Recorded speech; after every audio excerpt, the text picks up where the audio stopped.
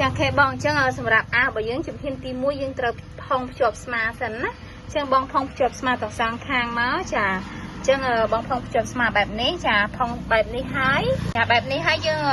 បន្តទៀតយើងធ្វើការដេរបញ្ចិនស្មាណាបងណាអញ្ចឹងបញ្ចិនស្មាយើងយកបញ្ចិនលើផ្ទាំងខាងក្រោយណាអញ្ចឹងបងធ្វើការបញ្ចិនស្មាបែបនេះមកចាខេបងអញ្ចឹងក្រោយពេលដែលយើងធ្វើការបញ្ចិនស្មាហើយបងធ្វើការផុងចាអញ្ចឹងផុងឃ្លៀកយកពីចុងម្ខាងទៅចុងម្ខាងទៀតមកចាក្រោយពេលដែលបងផុងរួចហើយបងត្រូវការធ្វើ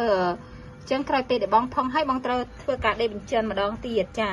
ដេរបញ្ចិនឃ្លៀកណាអញ្ចឹងយើងដេរទាំងសងខាងមកអូខេបងអញ្ចឹងក្រោយពីយើងធ្វើការបញ្ចិនស្មាហើយនឹងដាក់ដៃរបស់យើងហើយចាអញ្ចឹងយើងចាប់ផ្ដើមដំណាក់កាលបន្ទាប់ទៀតយើងធ្វើការគុណនេះគុណសិលកនេះបងអញ្ចឹងមុននឹងគុណសិលកបងអាចំណុចនេះយើងត្រូវបត់វាជា2ហើយដេរវាចោលមួយចំបិចជើងទារបស់យើងសិនចារួចហើយបងនេះអានេះយើងបត់វាជា2មកហើយអាចថាឲ្យជាងក៏រូតបន្តិចណាបងដើម្បីវាសាច់កណាត់របស់យើងវាបាក់អញ្ចឹងយើងដាក់ចាដាក់អញ្ចឹងមកយើងដេរមួយលេខមកនេះសម្រាប់សាច់កណាត់ហ្នឹងយើងដេរពីនេះមកចាដេរពីលើមកក្រោមមួយលេខមកហើយដេរបានជាសន្ទះអញ្ចឹងបងនេះសន្ទះអញ្ចឹងណានេះដេរអញ្ចឹងមកចាដេរទាំងសងខាងមកណាចាបងចាអញ្ចឹងធ្វើការដេរបែបនេះទាំងសងខាងមកហើយអត់មានដេរផុតចុងហ្នឹងណាបងដេរត្រឹមចំណុចដែលយើងច្រឹបនេះចាដេរត្រឹមចំណុចយើងច្រឹបហ្នឹងប៉ុណ្ណឹងឯងអញ្ចឹងក្រោយពេលដេរបានប៉ុណ្ណឹងហើយអញ្ចឹងបងត្រូវយកសិលករបស់យើងមកបញ្ចូលសិនណាចាឲ្យជំហានបន្ទាប់បងត្រូវយកសិលកចាក្រោយពីដេរអានេះបានប៉ុណ្ណេះហើយយើងអត់ទាន់បត់ទេណាបងអញ្ចឹងក្រោយពីដេរបានប៉ុណ្ណឹងហើយអានឹងដោយសារវាជាប់ស្រេះទៅវាអត់នេះបងអញ្ចឹងក្រោយពីដេរបានប៉ុណ្ណឹងហើយវាមានសភាពអញ្ចឹងណាចាវាមានសភាពអញ្ចឹងទាំងសងខាងណាចាអញ្ចឹងបន្ទាប់មកយើងយកសិលកយើងមកដាក់ហើយសិលករបស់យើងបងត្រូវសិតចំណុច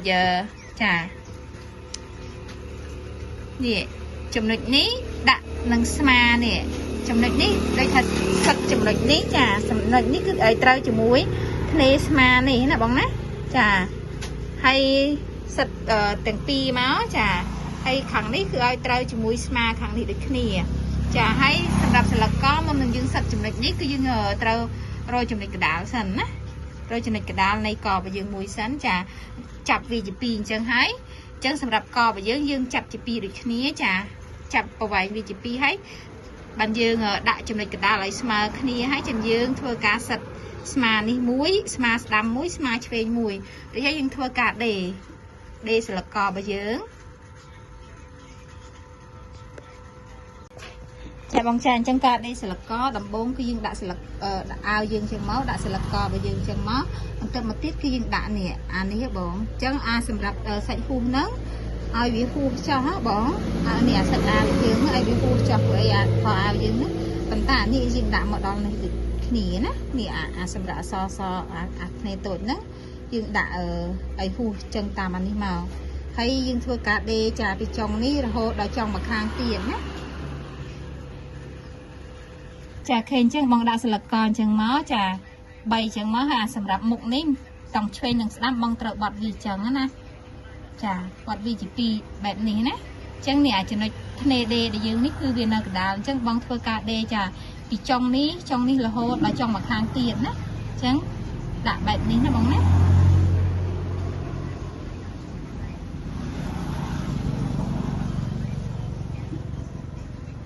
ចាបងចាអញ្ចឹងក្រោយពីយើងដេរកហើយចាអញ្ចឹងតំណប់យើងនេះដាក់អញ្ចឹងណាបងចាអញ្ចឹងក្រោយពីដេរកប៉ុណ្ណឹងហើយយើងធ្វើការផលិតចាផលិតមកអញ្ចឹងយើងធ្វើការដេរបញ្ចិនកមួយចិនទៀតអញ្ចឹងចំណុចនេះយើងអាចចាក់វាចេញចុងស្រួចមកហើយយើងធ្វើការដេរបញ្ចិនពីនេះចាពីនេះរហូតដល់ចុងកខាងនោះណាហើយនេះតំណប់នេះគឺយើងឲ្យវាធ្លាក់ទៅក្រោមហើយយើងបញ្ចិនវាតែម្ដងចាហើយបន្ទាប់មកទៀតចាក្រោយពីបងបញ្ចិនអានឹងហើយវានេះនៅសល់នេះអញ្ចឹងសល់អានេះចាបងធ្វើការដេរចាធ្វើការដេរបញ្ចិនអានេះចាដោយសារសន្តិបក្រោមរបស់យើងនេះវាអត់តនេះហ៎ ចឹងបងធ្វើការដេបចិនពីលើមកក្រោមទាំងសងខាងមកក្រោយពីយើងធ្វើការដេបចិនអានឹងហើយនេះយើងចាប់អាផ្ទាំងខាងនេះចាផ្ទាំងខាងស្ដាំចាហ្នឹងផ្នែកខាងស្ដាំហានេះផ្នែកនេះគឺផ្នែកខាងឆ្វេងយើងក្រោយពីយើងដេបចិនអានឹងហើយយើងចាប់អាឆ្វេងស្ដាំមកយើងបត់វាចូលក្នុងណាចាបត់វាចូលខាងក្នុងមកចាបងបត់វាចូលខាងក្នុងបែបនេះមកបងធ្វើការដេបចិនចាដេបចិនឲ្យចំចំណុចមុំដែលយើងជ្រឹបហ្នឹងបងអញ្ចឹងការអានេះគឺយើងដេអស់មួយធ្នេបើយើងនឹងបដ ாய் ណាចានេះអស់មកត្រឹមធ្នេជ្រឹបនេះដេពីនេះដល់នេះមកចារួចហើយចាបចិនរួចហើយបើអាកន្លែងនេះគេធ្វើការផុងចាដេបចិនហើយគេធ្វើការផុងភ្ជាប់អានេះផុងភ្ជាប់អានេះហើយចាំយើងដេសកត់ពីខាងមុខចារួចហើយយើងធ្វើការដេសកត់ខាងមុខនេះបងដេសកត់ខាងមុខនេះអញ្ចឹងបន្តមកទៀតយើងធ្វើការដេតចុងដៃនេះបងអញ្ចឹងយើងផុងបងសម្រាប់ចុងដៃហ្នឹងក្រោយពេលបងដេផុងអញ្ចឹងហើយយើងធ្វើការដេបញ្ចិនអញ្ចឹងបងអញ្ចឹងក្រោយពីយើងធ្វើការដេបញ្ចិនចុងដៃហើយបងអាចភ្ជាប់ទៅធ្នេចំហៀងបានណាបងធ្នេចំហៀងអាវអញ្ចឹងបងអាចផុងភ្ជាប់ធ្នេចំហៀងអាវបានកាត់បន្តិចបងមុននឹងបងធ្វើការភ្ជាប់ធ្នេចំហៀងគឺយើងដេបត់ចុងជើងសិនណាអញ្ចឹងយើងដេបត់ចុងជើងរបស់យើងសិនអញ្ចឹងមករួចហើយយើងធ្វើការដេភ្ជាប់ធ្នេចំហៀងហើយបន្ទាប់មកទៀតដល់យើងធ្វើការដេឆែកណាបងយើងយកមកគុណឆែកចាអញ្ចឹងឆែកហ្នឹងវាមានចំណុចច្រឹបវានេះបងអញ្ចឹងបងកុំភ្លេចច្រឹបឲ្យជាងផងកុំឲ្យគាត់ដឹងអញ្ចឹងយើងផុងផ្ដាច់ត្រឹមនេះមកចារួចហើយយើងធ្វើការដេឆែកចាខេបងអញ្ចឹងក្រោយពីបងផុងធ្នេចំហៀងហើយយើងធ្វើការដេគុំបត់ជើងណាឆែកជើងចាអញ្ចឹងបងដេចាដេពីខាងនេះចាទុកកតុយផងណាដេខាងនេះហើយចាធ្នេនេះបងធ្នេខាងក្នុងនេះចារួចហើយខាងនេះចាយើងបត់ដេចំបិចពីខាងនេះមកវិញណាចាបែបនេះហើយចាបែបនេះហើយបានយើងចាដេធ្នេអញ្ចឹងណាបែបនេះចាបែបនេះ